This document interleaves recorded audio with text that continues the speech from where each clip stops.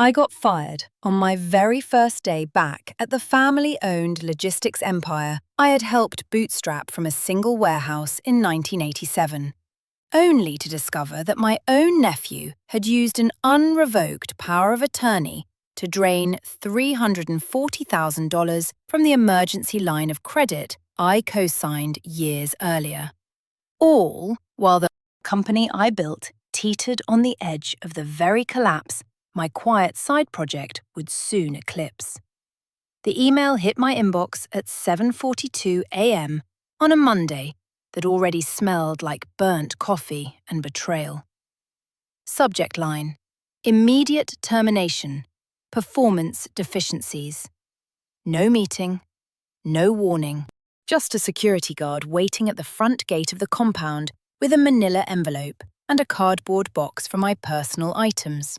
38 years of 4 a.m. dispatch runs, of personally guaranteeing $2.4 million in fleet loans when banks laughed at my brother's credit, of skipping my own daughter's college graduation so I could close a make-or-break contract in Ohio.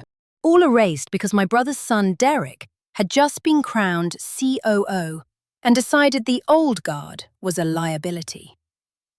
I stood in the parking lot holding that box, while the late spring sun beat down on the asphalt, watching Derek's silhouette in the corner office window. He didn't even have the spine to face me. My phone buzzed with a text from my sister-in-law. "We'll always love you, but business is business. The lake house is being transferred out of your name this week for tax efficiency." Love. Right. The same love that let them live rent-free in the property I still held legal title to, while I paid the property taxes out of my own checking account.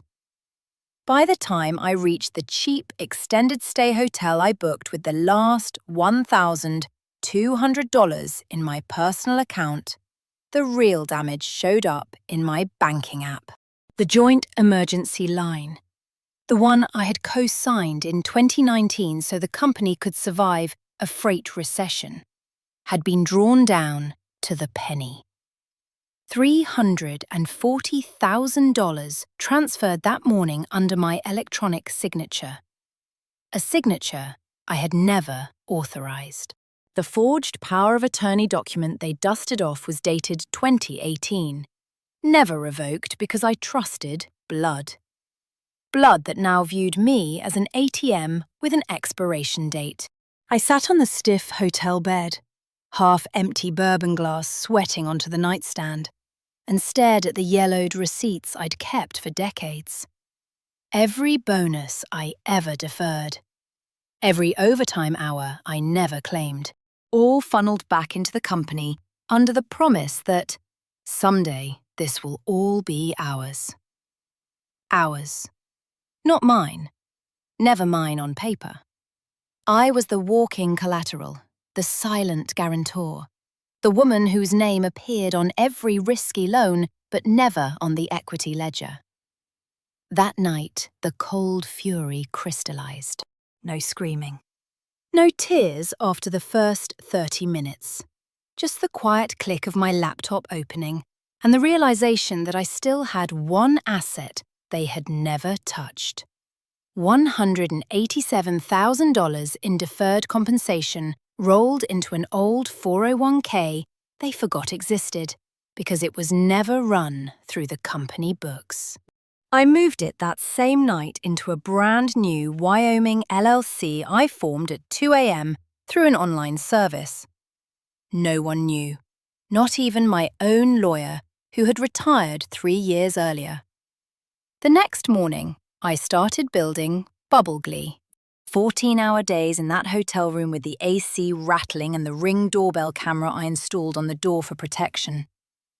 Bubble.io became my entire universe. No code, visual, relentless. I built a platform that connected retired owner-operators, guys who still had valid CDLs but hated the big carriers, with same-day freight hauls using GPS geofencing and automated smart contract payouts on the blockchain layer. Retired truckers got premium rates, Shippers got capacity in hours instead of days. I seeded it with my own remaining contacts from 38 years in the industry, offering the first 50 loads at cost just to generate reviews and data. While I coded triggers and payment rails, my family was busy celebrating. Derek posted on LinkedIn about streamlining legacy costs. They listed my old office furniture on Facebook Marketplace. They started the paperwork to evict me from the lake house, using the deed transfer clause I had stupidly allowed years ago for estate planning. I received the 30-day eviction notice via certified mail on day 9 of my build. The letter cited unpaid management fees they had invented retroactively. I pinned it to the hotel wall next to the growing stack of printed bank statements showing the unauthorized draw. They had no idea the app was already live in 3 states by day 14. Revenue began as a trickle, $8,400 in the first week, then exploded. Truckers loved the instant payout feature. Shippers loved the real-time tracking that reduced claims by 43%, according to the analytics dashboard I watched like a hawk. By day 22, daily volume crossed $180,000. By day 28, monthly run rate projections hit $1.4 million. I sat in that hotel room at 3 a.m. watching the Stripe dashboard refresh, and allowed myself the smallest, coldest smile I had ever worn. Meanwhile, Derek's team scrambled. They caught wind of the traction through industry chat groups and did what entitled family does best. They stole the idea.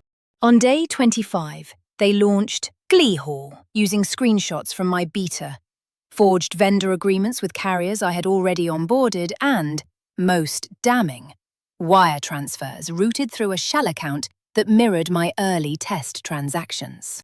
I had forensic screenshots, time-stamped API logs, and every single click tracked because I had built the original with audit trails for exactly this kind of the trail. I didn't call them. I didn't warn them. I simply hired a forensic accountant on day 29 and fed her every document. Then I activated the irrevocable spendthrift trust I had quietly funded with the first $450,000 of app proceeds. The trust named me as sole beneficiary with a spendthrift clause that made the assets judgment-proof.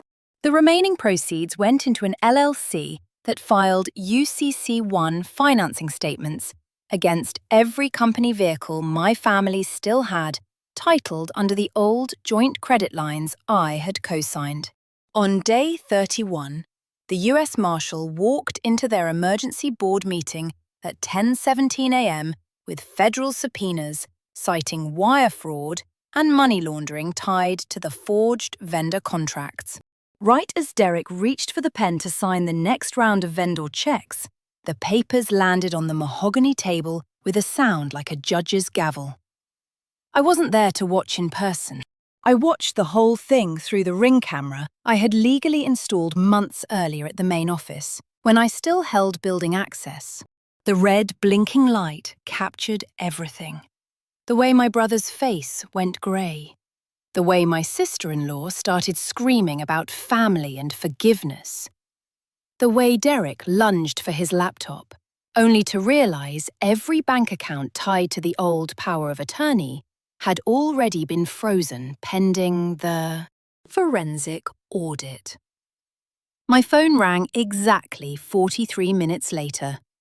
I let it go to voicemail. The message played on speaker while I poured another bourbon, this time in a new high-rise apartment I had closed on the day before, with cash from the first major venture round. "You ruined us," Derek's voice cracked. "After everything we did for you." I replayed the message twice, then deleted it. The only reply they would ever receive came in the form of the civil complaint for conversion of funds, breach of fiduciary duty, and intentional interference with contract.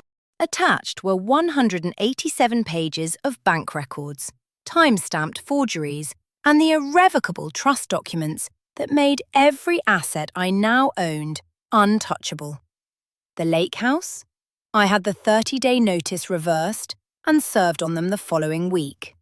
The property was mine again, now valued at $1.85 million after the market run. I listed it the same day through a broker who specialized in quiet luxury sales. Proceeds went straight into the trust. I never answered another call, never replied to another text. The flying monkeys, cousins, old employees, even my estranged daughter who suddenly remembered my birthday, all received the same polite, lawyer-drafted cease and desist. Restraining orders followed for the two who showed up at my lift and like, 1-4 and 1 that screenlans my truth and stepped. 30 days. From fired and financially gutted to 7-figure liquidity and complete severance from the people who tried to bury me. I sit here tonight on the balcony of my new place, city lights glittering below, the half-empty bourbon glass catching the reflection of my laptop screen. The bubble Glee dashboard shows another record day. My attorney just emailed confirmation that the federal referral has been accepted and the asset seizure order is moving forward. They built their empire on my back. I built mine on their betrayal. And I never looked back. I spent the first 48 hours after the firing in a haze of cold calculation, not the broken sobbing they probably expected.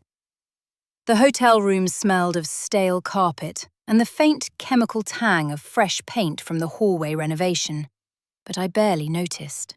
I had the manila envelope from HR spread across the cheap laminate table, alongside every bank statement I could download before they locked me out of the company portal.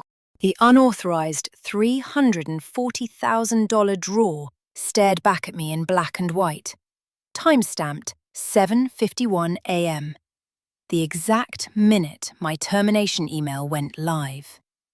They hadn't even waited for the ink to dry on my walking papers. I called my retired attorney at 6:15 a.m. the next day, voice flat, no emotion. He listened while I walked him through the joint line of credit documents I still had in my cloud drive. Within 3 hours, he confirmed what I already suspected. The power of attorney they used was never properly revoked, but it had been materially altered. The digital signature metadata showed edits made less than 24 hours before the draw. Forgery, conversion of funds, clear breach of fiduciary duty.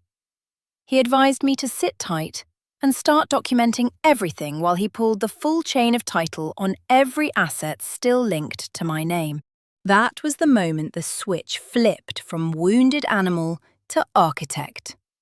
No more walking ATM. I opened a new encrypted folder on my laptop titled simply Paper Trail and began the silent harvest. Every yellowed receipt from 1987 onward, every personal guarantee I had signed, every deferred compensation email thread I had archived. I hired a forensic accountant that same afternoon, cash from the 401k rollover, tasking her with tracing the $340,000 and any other siphoned funds. Her preliminary report landed in my inbox by end of day 2. Derek had routed portions through a vendor account that funneled back into his personal crypto wallet. Sloppy, arrogant, traceable. While they were busy transferring the lake house deed out of my name for tax efficiency, I was on the phone with the county recorder's office, confirming the original 2014 transfer had left me as the legal title holder with reversionary rights. The eviction notice they sent was legally defective on 3 separate grounds. I didn't contest it yet. I let them think I was cowering in that extended stay room while I quietly filed the LLC paperwork for what would become Bubble Glee Holdings. The discovery phase was pure ice.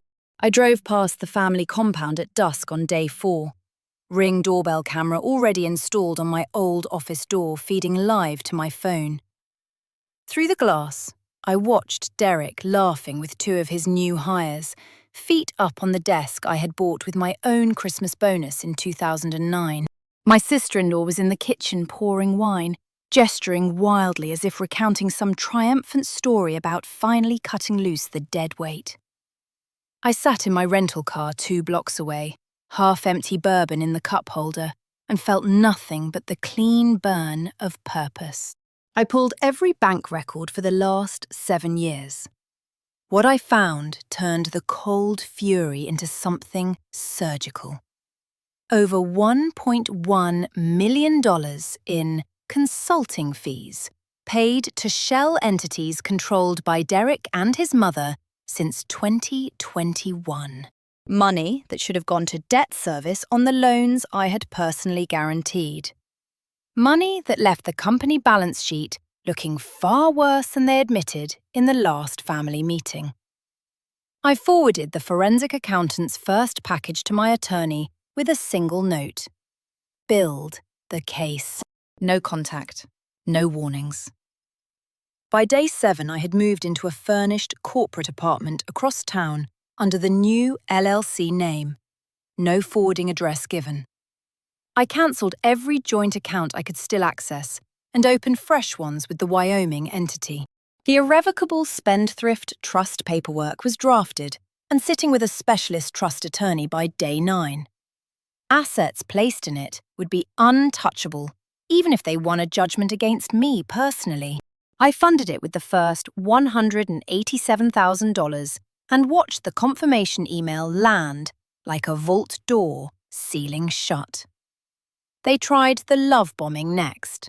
My estranged daughter left a voicemail about how the family is worried about your mental state and suggested I come stay at the lake house while we sorted things out. I saved the message, time-stamped it, and added it to the growing folder labelled Gaslighting Exhibits. My brother sent a text, claiming the termination was temporary and that I should sign some new documents to protect the legacy. I forwarded it straight to counsel without reply. Flying monkeys started appearing, old dispatchers, cousins I hadn't spoken to in years, texting me horror stories about how Derek was really struggling and needed his aunt's wisdom. I blocked every number and documented the pattern for the eventual restraining order application. All of this happened in total silence on my end. While they partied and plotted, I was deep in Bubble.io. The no-code platform took shape like a weapon being forged in the dark. GPS-triggered load matching, automated escrow releases on delivery confirmation, reputation engine that rewarded the retired truckers who had been discarded by the big carriers, the same men and women I had worked beside for decades. I reached out to 12 of them personally, from burner numbers at first, offering equity-like revenue shares in the new app. Within 10 days, I had 30 active drivers and the first real revenue hitting the Stripe account. The contrast was deliciously brutal. On day 12, I received the official deed transfer notice, attempting to strip my name from the lake house. On day 13, Bubble Glee processed its first $28,000 in gross bookings. I sat at the new kitchen counter, fresh paint smell still lingering from the apartment's recent turnover, and watched the dashboard refresh while the certified letter from their attorney lay unopened on the counter beside it. They thought they were evicting a broken woman. They were actually funding the war chest that would bury them. My attorney called on day 15 with the latest update. The forensic audit had uncovered 2 additional forged signature instances on equipment leases totaling another $187,000. We now had enough for both civil conversion claims and a formal referral to the U.S. Attorney's Office for wire fraud. I authorized the next phase. Quiet UCC1 filings against every company asset, still cross-collateralized with my old guarantees. The filings would sit dormant until we pulled the trigger. I allowed myself one small ritual each night, a single pour of bourbon in a proper glass, the city lights outside the window, the low hum of the laptop fan as another batch of code deployed. No rage, no tears, just the steady click of pieces moving into place. They had spent 38 years treating me as disposable collateral. I was about to show them exactly how expensive that miscalculation would become. The silent setup was complete. The architect had her blueprint, and the family that tried to bury me had no idea the ground beneath their empire was already wired to explode. I built Glee in absolute hiding while they systematically dismantled what was left of my visible life, turning every asset I had ever co-signed into their personal liquidation sale. The corporate apartment became my war room. Blinds drawn, Ring doorbell armed, the faint scent of fresh paint mixing with the metallic tang of endless coffee. No one knew the address. I paid cash through the Wyoming LLC. My days blurred into 14-hour sprints inside Bubble.io, the visual builder becoming an extension of my own cold rage. They started with the lake house. On day 16, the sheriff taped the final eviction notice to the front door I still legally owned. I watched the body cam footage later through a public records request. My sister-in-law directing movers to load my old patio furniture into a U-Haul, while Derek posed for a selfie in front of the dock. "New management, new era," the caption read when he posted it. They listed the property the same afternoon for $1.65 million, advertising it as a family legacy estate, even though the deed still bore my name. I let the listing run. Every day it stayed up was another day their forged transfer documents sat in my attorney's evidence locker like a loaded gun. While they celebrated that false victory, I flipped the switch on Glee's public launch. The platform went live at 6 a.m. sharp with zero fanfare. No press release, no social media blitz. Just 12 retired truckers I had personally vetted, logging in and claiming their first loads. The GPS geofencing worked flawlessly. Drivers got pinged the moment a shipper posted freight within 50 miles. Smart Contract Escrow released payment the second delivery was confirmed via photo and timestamp. No middlemen, no 30-day nets. Drivers saw money in their accounts before they even unhitched. Revenue that first full day? $41,200. I watched the dashboard in the dark apartment, the only light coming from the screen and the half-empty bourbon glass on the counter. The numbers climbed like a heartbeat returning after flatline. By day 19, we crossed $97,000 in gross bookings. The reputation engine I built started doing the heavy lifting. 5-star ratings poured in from both drivers and shippers. "Finally, someone who pays on time," one veteran driver typed in the feedback. I forwarded that comment to no one. It was fuel for me alone. They smelled blood in the water and accelerated the liquidation. My old 401k statements showed up in the mail. Someone had attempted to roll it over without authorization. The attempt failed because I had already moved the funds, but the paper trail gave my forensic accountant another count of attempted conversion. Derek's team also started calling my old contacts, trying to poach drivers for their half-baked Glee Hall knockoff. I knew because 3 of my seeded drivers forwarded the solicitations with screenshots. The copycat app used my exact UI colors and even lifted chunks of my terms of service. Amateur hour. Their forged vendor agreements carried the same digital fingerprints as the power of attorney alteration. I stayed invisible. No replies, no confrontations, just quiet escalation. On day 22, I met my trust attorney in a nondescript conference room across town. The irrevocable Spendthrift Trust was now fully executed and funded with the first $620,000 of app proceeds. Even if they somehow won a lawsuit against me personally, creditors could never touch the assets inside. The spendthrift clause was ironclad under Wyoming law. I signed the final documents with a steady hand, then drove straight back to the apartment and deployed Glee version 2.0, automated insurance integration that slashed claims another 29%. The contrast sharpened every single day. On day 24, they held a victory cookout at the lake house they thought they owned. My daughter posted photos on a family-only album I still had access to through an old shared account. Steaks on the grill. Derek holding court like he had built the empire himself. Same night, Glee processed $214,000 in volume.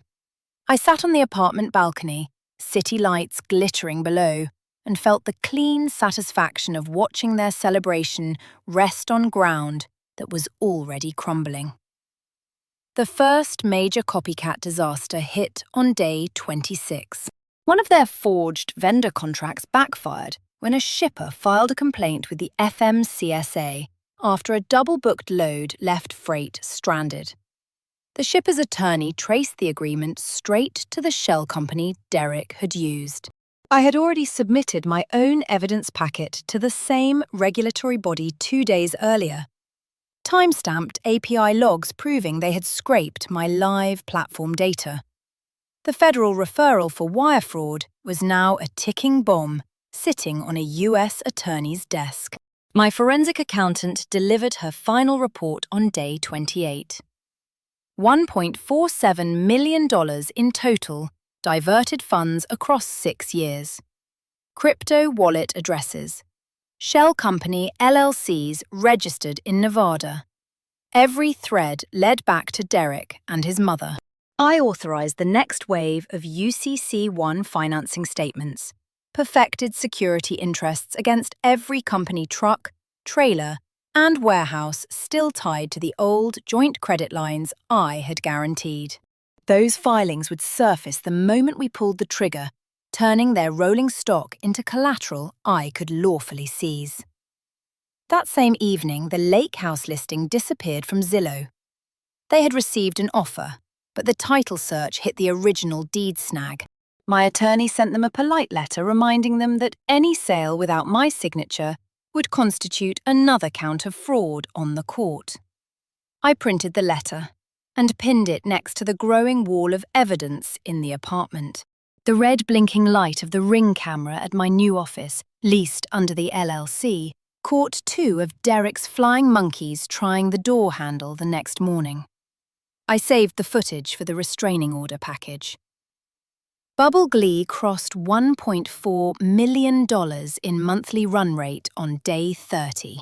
I sat in the new high-rise I had closed on with cash the day before, fresh carpet smell still in the air, and watched the analytics dashboard paint green across every metric.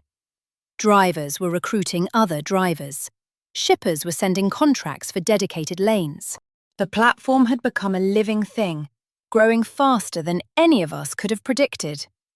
They were still posting on LinkedIn about streamlining for the future, still pretending the empire was thriving, still sending texts about how I needed to come home and talk like family. I never answered. The only communication they would receive soon would be delivered by process servers and federal agents.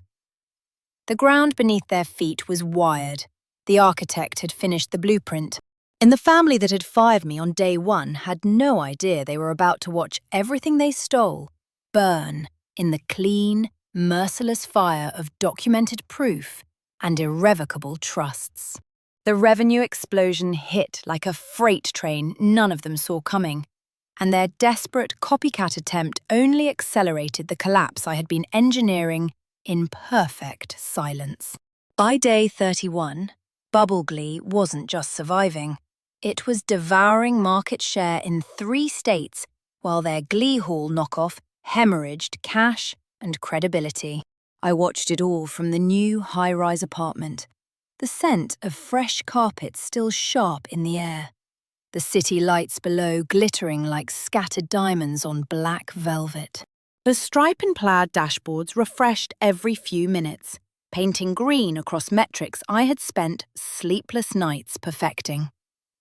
$1.4 million in monthly run rate became $2.1 million by the end of week 5. Drivers flooded in. Retired owner-operators who had been discarded by the big carriers, men and women I had known for decades. They loved the instant payouts, the GPS-triggered load matching that eliminated deadhead miles, and the smart contract escrow that released funds the second delivery photos hit the server. Shippers loved the 43% drop in claims and the real-time visibility that let them reroute on the fly. I sat at the kitchen island each night with a single pour of bourbon in a heavy glass, the low hum of the laptop the only sound, and allowed the coldest satisfaction to settle in my bones. Every dollar that hit the Wyoming LLC made the irrevocable Spendthrift Trust stronger. They noticed. Of course they did. Derek's team launched Glee Hall on day 34 with all the subtlety of a smash and grab. They scraped my public screenshots, copied the color scheme, even lifted chunks of my terms of service verbatim. Their marketing emails went out to my seeded drivers using contact lists they must have pulled from the old company's server. 3 drivers forwarded the solicitations immediately, screenshots time-stamped, headers intact. The forged vendor agreements carried the same digital fingerprints my forensic accountant had already documented on the power of attorney alteration. Amateur. Arrogant. Fatal. I didn't react. I simply fed every new piece of evidence into the growing paper trail folder, while Bubble Glee kept compounding. Day 36. $187,000 in gross bookings. Day 38. $264,000. The platform's reputation engine started doing the real work. 5-star ratings snowballed, creating a flywheel I had coded specifically to reward loyalty. Retired truckers were recruiting their buddies. Small shippers were signing dedicated lane contracts. I deployed version 2.1 with embedded insurance APIs that cut disputes another 22%. The numbers climbed so fast, my trust attorney called me at 11:47 p.m. one night just to confirm the latest wire into the Spendthrift Trust had cleared. Another $890,000 locked away, judgment-proof under Wyoming law. While my app printed money, their copycat imploded in real time. A major shipper filed an FMCSA complaint after Glee Hall double-booked the same load twice in 1 week, leaving $93,000 worth of refrigerated freight sitting on a dock in Indianapolis. The shipper's attorney traced the contract straight back to the shell company Derek had registered in Nevada, the same entity that had received portions of the $340,000 unauthorized draw. I had already submitted my own sealed evidence packet to the same regulators 48 hours earlier. API scrape logs, time-stamped screen recordings, blockchain audit trails from the smart contracts they tried to mimic. The referral for wire fraud and money laundering now carried both civil and criminal weight. My forensic accountant delivered the expanded report on day 42. Total diverted funds, $1.82 million across 8 years. Crypto wallet trails, shell company layering. Every thread led back to Derek, his mother, and 2 cousins who had served as flying monkeys. I authorized the next tranche of UCC-1 financing statements, perfected security interests against every tractor, trailer, and warehouse asset still cross-collateralized with the personal guarantees I had signed in 2019. Those filings sat dormant, like landmines, waiting for the formal trigger. The Lake House saga reached its own delicious crescendo. Their attempted sale collapsed when the title company flagged the original deed still bearing my name. The buyers walked. Derek's attorney sent a threatening letter demanding I sign a quitclaim deed to resolve the family matter. I forwarded it unread to counsel with one instruction: prepare the counter notice. 2 days later, my attorney sent them a formal demand letter citing conversion, breach of fiduciary duty, and fraudulent conveyance. Attached were the first 43 pages of the forensic report.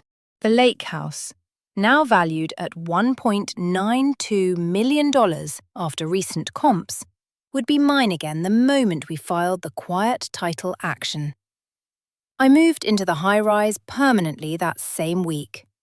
Cash purchase through the LLC. No mortgage, no trail. The Ring doorbell camera at the new office, leased under Glee Holdings, caught Derek's wife trying the lobby doors at 9:12 p.m. one evening.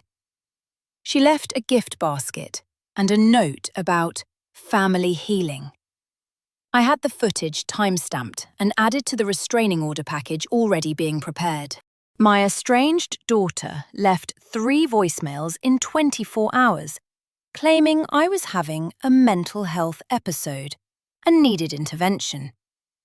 Each message went straight into the gaslighting exhibit folder. The pattern was textbook narcissistic abuse, documented with surgical precision. Glee crossed $3.4 million in monthly volume by day 50. I sat on the balcony that night, the half-empty bourbon glass catching the reflection of the skyline, and watched the analytics paint another record day. The platform had become self-sustaining. Drivers were forming their own informal cooperatives inside the app. Shippers were begging for expansion into 2 more states. I wired another $1.1 million into the irrevocable Spendthrift Trust before midnight, the confirmation email landing like a vault door slamming shut on every claim they might try to make. They were still pretending everything was fine. Derek posted another LinkedIn update about pivoting to innovative last-mile solutions. My brother sent a group text about an upcoming family barbecue at the Lake House, as if they still owned it. I read it once, then blocked the thread. The only response they would ever receive would come wrapped in federal subpoenas and civil complaints. The first revenue explosion had funded the war chest. Their failed copycat attempt had handed me the detonator. And the family that fired me on day 1 still had no idea the empire they stole was now collateral in a game they had already lost. The coordinated legal strike landed with the precision of a well-timed freight drop. Every document perfected, every filing time-stamped, every asset locked down before they even realized the ground had shifted beneath their entire empire. I triggered it all on day 53, from the quiet conference room of my new trust attorney's office, the faint smell of fresh printer ink mixing with the leather-bound volumes on the shelves. No drama, no phone calls. Just a series of clicks and signatures that activated the machine I had built in absolute silence. First, the irrevocable Spendthrift Trust went fully operational. Another $2.3 million from Glee's latest revenue tranche was wired in that morning, now shielded under Wyoming law so completely that even a successful judgment against me personally could never touch it. The spendthrift clause was ironclad. Creditors could pound on the vault door for the rest of their lives, and it would never open. My attorney slid the confirmation across the mahogany table with a small nod. I signed the final execution page without hesitation, then watched the bank portal refresh on my laptop. Assets, judgment-proof. Future, untouchable. Next came the UCC1 filings. My forensic accountant and I had spent weeks perfecting security interests against every piece of rolling stock and real property still cross-collateralized with the personal guarantees I had signed back in 2019. 27 tractors, 41 trailers, 3 warehouses, and the corporate headquarters itself. The filings hit the Secretary of State's database at 10:47 a.m. By 11:15 a.m., every lender who had ever extended credit on those assets received automated notice. The company's lines of credit froze within the hour. Derek's team couldn't even process payroll that Friday without tripping compliance alerts. The federal referral went out simultaneously. The U.S. Attorney's Office received the full 312-page package. Time-stamped forgeries on the power of attorney, wire transfers mirroring the $340,000 unauthorized draw, blockchain audit trails from the Glee Hall copycat scraping my platform, and the FMCSA complaints backed by my API logs. Wire fraud, money laundering, false statements on loan documents. The referral carried a cover letter from my attorney citing 18 U.S.C. Section 1343 and requesting immediate asset preservation orders. I received confirmation of receipt by 2:30 p.m. The wheels of federal justice, once started, do not stop for family sob stories. I returned to the high-rise that afternoon and waited. The Ring doorbell camera at the old family compound was still feeding live because they had never bothered to change the credentials I retained from the original install. At 4:12 p.m., I watched my brother storm into Derek's office, phone to his ear, face the colour of old concrete. My sister-in-law paced the kitchen pouring wine with shaking hands.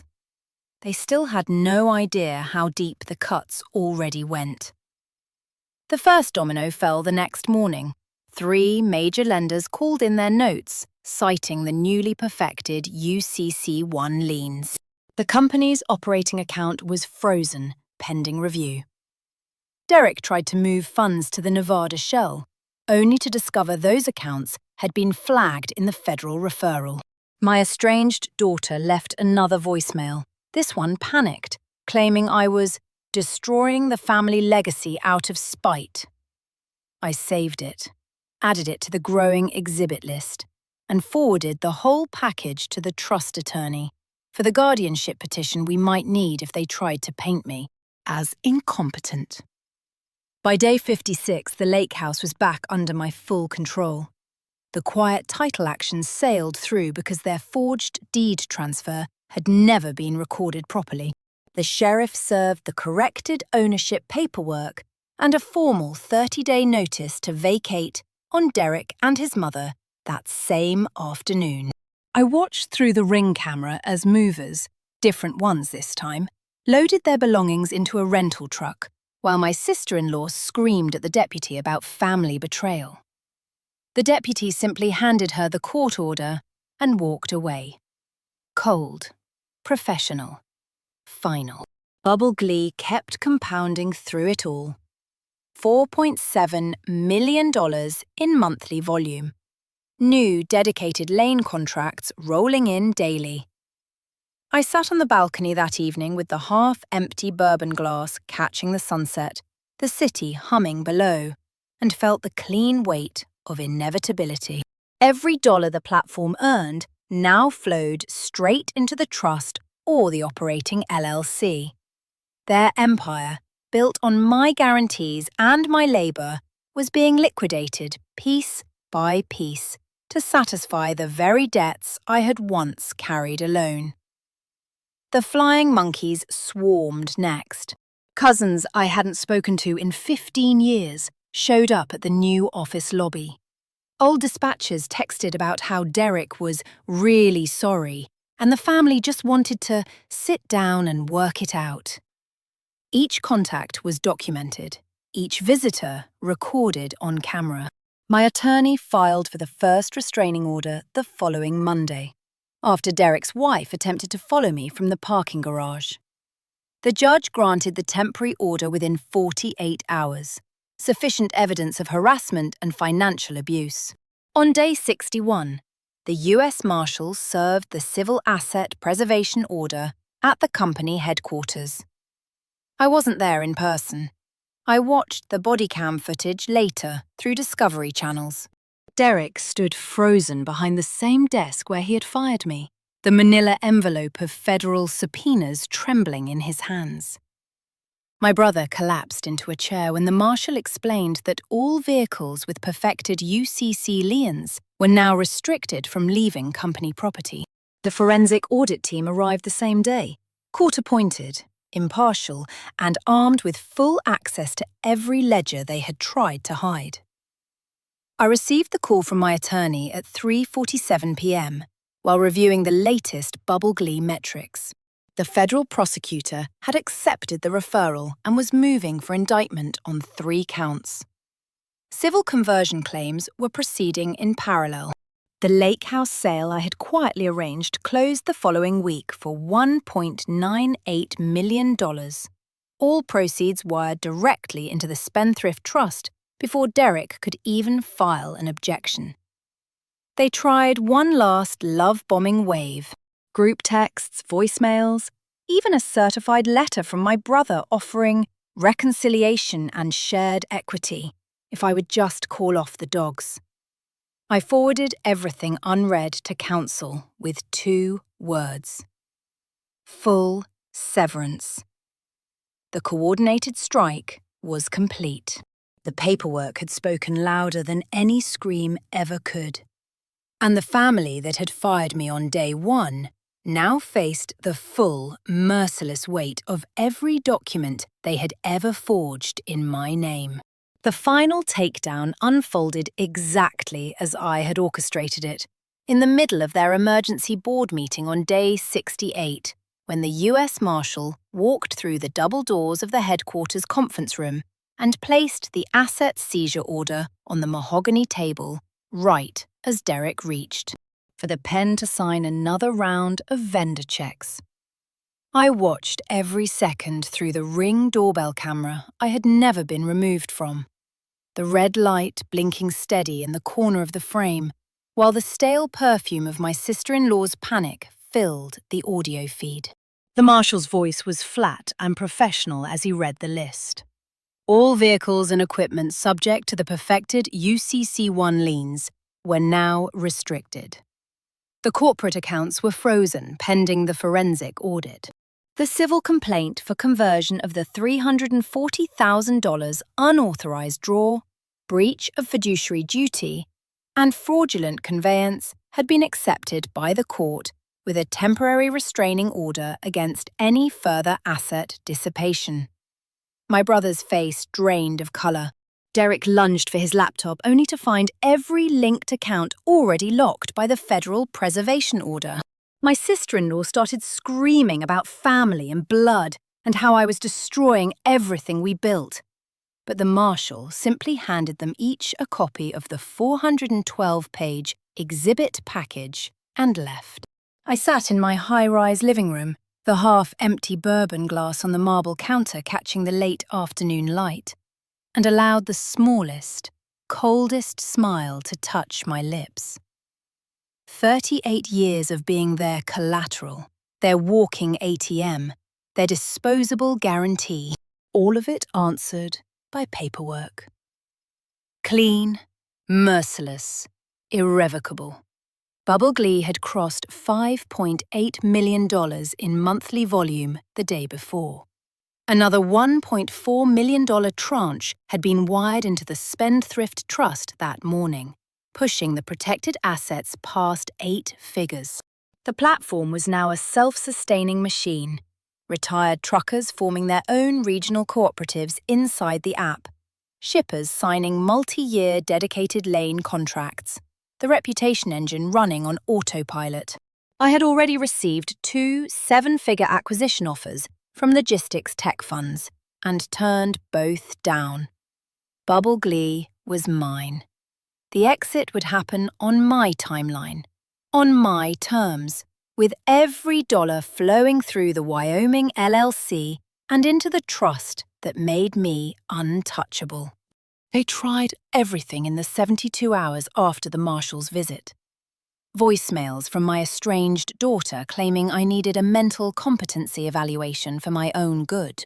Flying monkeys showing up at the new office with flowers and sob stories about how Derek was losing the house and the kids would suffer. A certified letter from my brother offering to return the lake house and split the company equity if I would just drop the federal referral. I forwarded every single communication to my attorney without a single reply. The pattern of narcissistic abuse, financial exploitation, and harassment was now permanently documented in the court file. The first restraining order hearing was on day 72. The judge reviewed the ring footage, the time-stamped voicemails, the attempted surveillance, and the gaslighting messages suggesting I was unstable. Temporary orders became permanent for Derek, his wife, and my sister-in-law. My brother received a no-contact order after he tried to show up at the high-rise lobby. Each violation would mean immediate contempt charges. I walked out of the courthouse that afternoon into bright sunlight, the manila envelope of signed orders under my arm, and felt the final severance click into place like a vault door. The lake house closed cleanly the following week. I had accepted a cash offer at $2.05 million, well above asking, through a broker who specialized in quiet luxury transactions. Proceeds wired straight into the trust before Derek could file any objection. The property they had tried to steal from me was now funding the next chapter of a life they would never touch again. On day 79, I sat across from my trust attorney one last time. The final numbers were in. Glee's valuation, based on the latest revenue run rate and acquisition interest, sat comfortably north of $14 million. I had already instructed counsel to prepare the entity for a strategic exit on my schedule. The irrevocable spendthrift trust held over $9 million in liquid assets, growing daily. My personal net worth, after taxes and fees, had crossed 8 figures in under 90 days. From fired on day 1 to millionaire by day 30, multimillionaire by day 90. All of it built on the betrayal they had handed me like a gift. They made one final attempt at the old family compound during what would have been a Thanksgiving-style gathering. I watched through the still active camera as Derek stood in the empty living room, furniture already being repossessed, ranting about how I had betrayed the family that raised me. My brother stared at the floor. My sister-in-law cried into her wine. I turned the feed off, deleted the app from my phone, and poured the last bourbon of the night. No phone call, no final message, no cheap closure. The only communication they received after that was the formal notice from my attorney that all remaining joint accounts had been closed. All personal guarantees I still carried had been satisfied through the asset liquidations, and any further contact would trigger additional contempt proceedings. I never looked back. Tonight I stand on the balcony of the high-rise I bought with cash, city lights stretching out like a sea of possibility below. The half-empty bourbon glass is in my hand, but this time it tastes like freedom instead of survival. Glee's dashboard glows softly on the laptop behind me. Another record day. The irrevocable trust grows while I sleep. The family that fired me, drained me, and tried to bury me now faces foreclosure notices, federal interviews, and the slow liquidation of everything they built on my back. They taught me I was disposable. I taught them the true cost of that mistake, and I never looked back.